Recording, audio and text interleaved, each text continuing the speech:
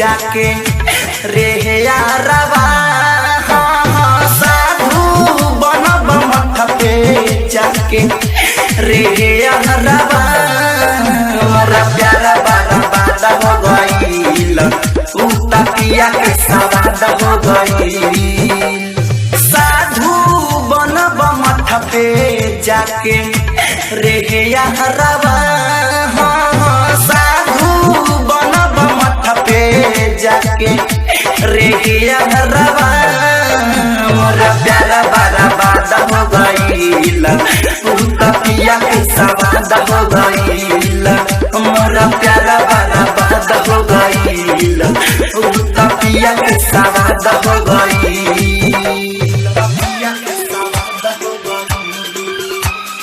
तमाशा digital recording studio Lakhaura.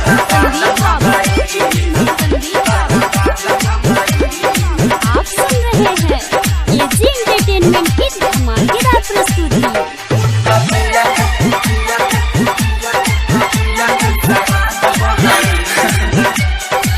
ओकर प्यार रे बार बार रे हमारा के तड़पावेला खूब रोइले पागल होइले दर्द दिलवा के बढ़ावेला छोड़ला तो कवन कारण जान मोर बहावा छोड़ला तो कवन कारण जान मोर बहावा दूसरा नया बादा हो गईल मोरा प्यारा बारा बादा हो गईल उतपिया के सवाद हो गईल हमारा प्यारा बारा बादा हो गईल।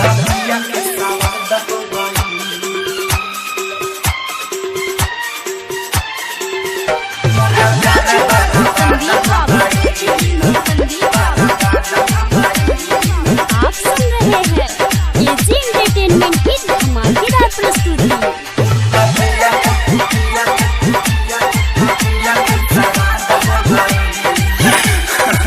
हमें छोड़ी के मुँह मोड़ी के रहेले दोसर के साथ रे करे माजा रे साथे राजा के डाली हाथ में अपन हाथ रे राइटर सन जय कुनाल के ले खजाना राइटर सन जय कुनाल के ले खजाना हमरा लाजा हो गईल मोरा प्यारा बारा बादा हो गईल उतपिया के सवाद हो गईल हमारा प्यारा बारा बादा हो गईल साधु बनब मठ पे जाके रे यारवा साधु बनब मठ पे जाके रे यारवा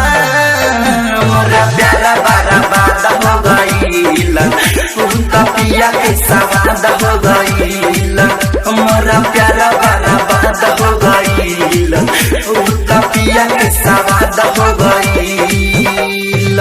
तमाशा डिजिटल रिकॉर्डिंग स्टूडियो लखौरा।